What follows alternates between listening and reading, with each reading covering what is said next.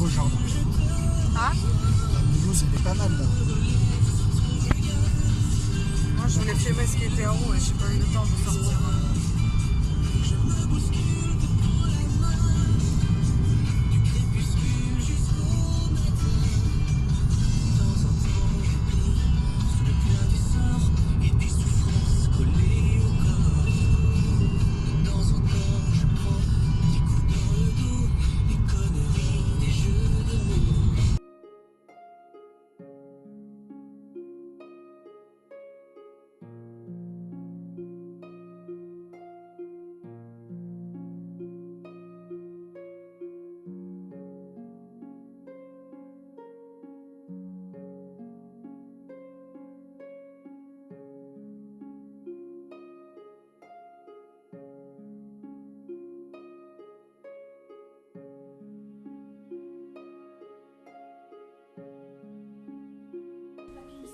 Alors différentes productions, hein. Voilà, pas tout le temps le même type de papier, différentes productions. Et en 1954, on le ferme. Pour des raisons économiques, on va le fermer. Alors, le moulin du Gault n'est pas le seul moulin à papier à Saint-Léonard. On en a eu jusqu'à 24 moulins à papier. C'était une très grosse activité. On a un pic de production au XVIIIe siècle. D'ailleurs, il y a de très belles maisons dans le bourg de Saint-Léonard. Je ne sais pas si vous avez vu un petit tour. Il y a des maisons qui datent plutôt période 13e, 14e siècle, et puis il y a des belles maisons 17e et 18e siècle. Mais ces belles maisons, elles ont été construites, hein, on a modifié les maisons du Moyen-Âge grâce à l'argent des activités artisanales, donc l'activité papetière. Voilà. Bonjour. On vient de commencer. Oui, c'est ça. Ça va aller. Alors, les 24 moulins à papier, ben, ils vont disparaître les uns après les autres. Le moulin du Gault, lui, quand on le ferme, on le laisse à l'abandon. On l'oublie. On ne le détruit pas, mais on le laisse tel quel, avec ses machines, du matériel, du mobilier, et on l'oublie jusqu'au milieu des années 90. Alors là, autant vous dire qu'il n'a pas été entretenu, donc il est en très mauvais état, et il est dangereux, ce bâtiment. Et les propriétaires du moulin se disent qu'ils vont détruire tout ça, raser tout ça, parce qu'ils n'ont pas assez d'argent pour restaurer un grand bâtiment comme ça. Donc il a failli être détruit ce moulin. Heureusement, on a quelques personnes, d'anciens papetiers de Saint-Léonard, c'est du granit, et ce sont des meules papetières. Vous avez peut-être remarqué les petits trous là. Petites alvéoles. Celles-ci sont faites pour casser la fibre végétale. Voilà. Spécialement réservées au travail des fibres végétales.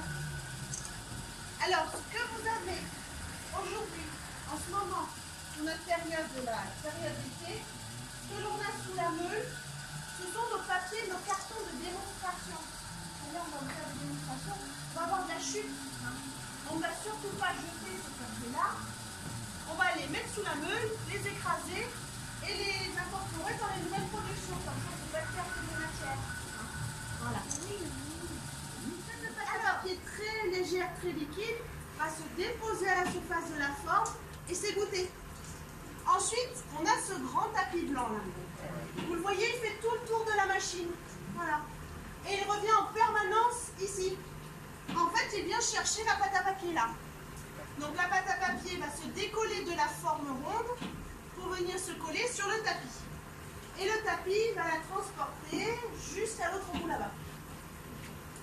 Alors, arrivé ensemble ici, là il va y avoir séparation entre le tapis et la pâte à papier. Le tapis, lui, va retourner tout seul sous la machine pour être nettoyé, pour revenir chercher de la pâte. La pâte à papier, elle se décolle du tapis pour venir se coller ici, sur ce cylindre. C'est sur ce cylindre, tour par tour, couche par couche, qu'on va former petit à petit la plaque du carton.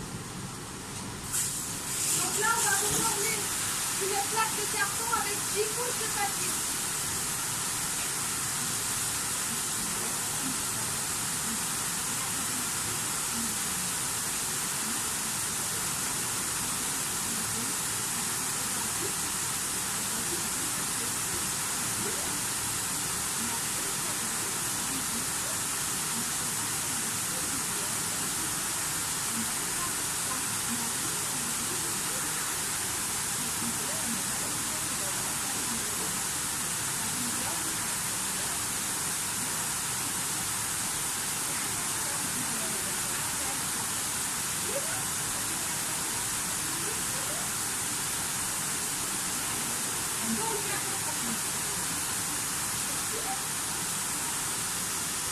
on a notre petite couche de papier, d'accord? Et vous la voyez se coller sur une cylindre. On va mettre ça tout passer. Voilà. Donc là, la plaque de carton est en formation. Sur le dessus de la machine, là on met le doigt sur la couche de la magnésium, il y a une petite molette. Elle est montée sur le ressort. Plus le carton s'épaissit, plus la molette monte. Là ici, on a un petit mécanisme qui est réglé pour sonner quand la molette est assez haute, c'est-à-dire lorsque le carton a fait 10 couches. Donc on va attendre que ça sonne. Si vous avez des questions, n'hésitez pas.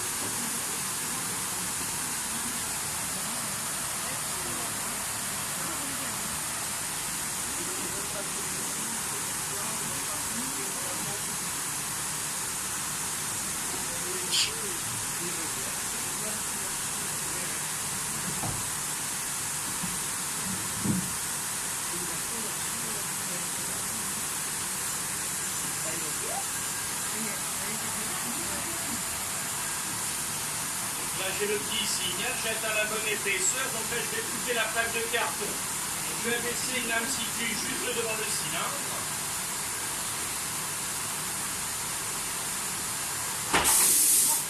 Je donne un coup de lame, je récupère le carton. Et la machine recommence une nouvelle fabrication. La feuille se réenroule sur le cylindre.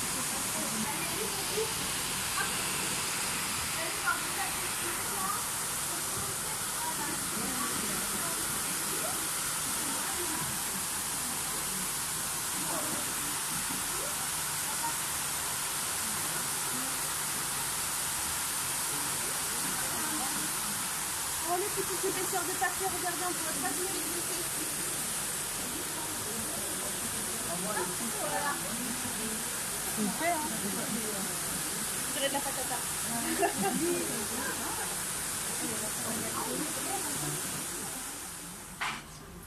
Et voilà le procédé. Tu la gardes? Allez, je garde la sèche alors. On a un papier qui manque. Alors ce papier, cette technique-là, c'est un détournement de technique de nettoyage là. Hein. C'est un des anciens conducteurs de la machine là, qui travaillait ici dans les années 50 qui a montré ça à Guillaume. Alors c'est une chute hein, en fait. Mais nous on en a fait une production régulière. Parce qu'on a une artiste qui est passée par là, qui a trouvé ça bien sympathique et qui a créé des abat-jours. L'eau qui s'écoule en dessous, la pâte qui reste à la surface. Donc ça prend quelques secondes. Et une fois la pâte égouttée, bien là, je vais pouvoir retirer la couverte, le cadre en bois qui a retenu la pâte sur la forme. Alors avant de retirer cette couverte, je l'essuie un petit peu, tout simplement pour éviter qu'il y ait de l'eau ou de la pâte qui me retombe sur ma feuille. Donc j'essuie la couverte, je la retire, cette couverte. Donc la pâte était liquide, mais une fois égouttée, bien la feuille se tient sur la forme.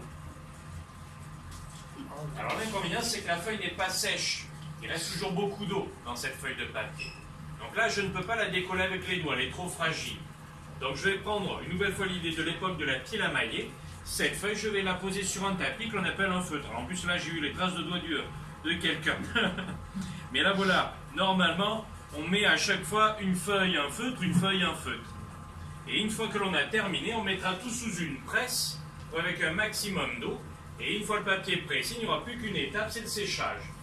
Et bien, comme pour les plaques de carton, on suspendra le papier comme le linge à des épingles.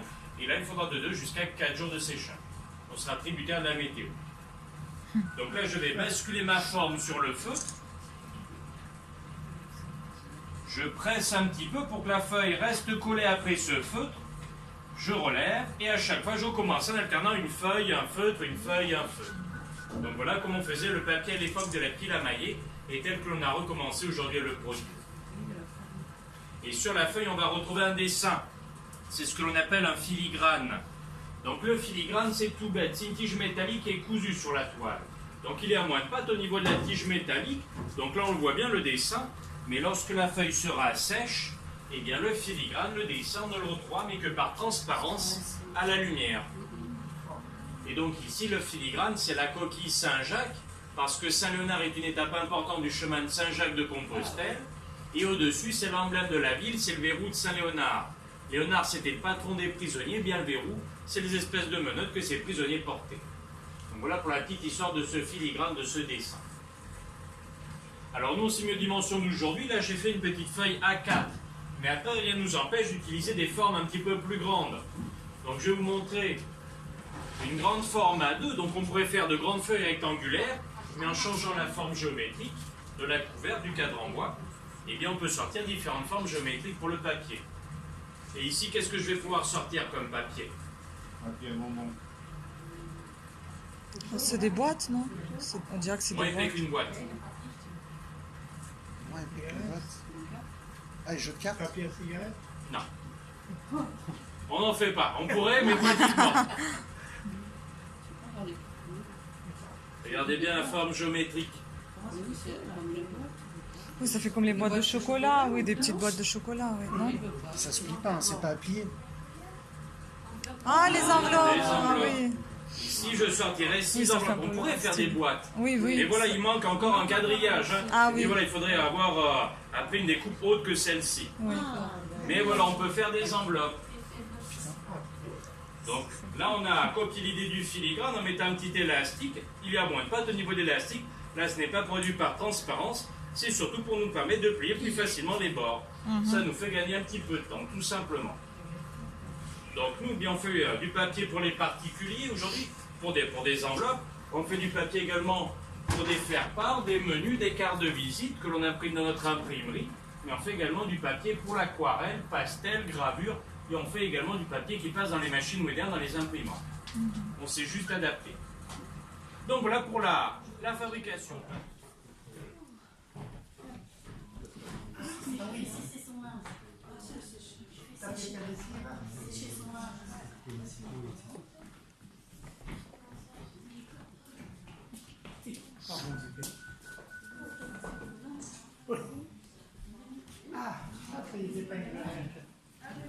Ah, tu vois les épingles comme ça.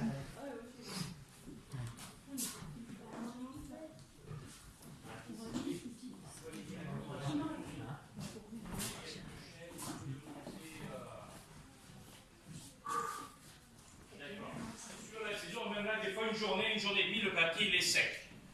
Alors nous, on a juste remis des cordages ici. Il y en a également quelques-unes de l'autre côté, mais ça nous suffit. On n'aura jamais le même rendement. À l'époque, il y avait la dizaine de papetiers.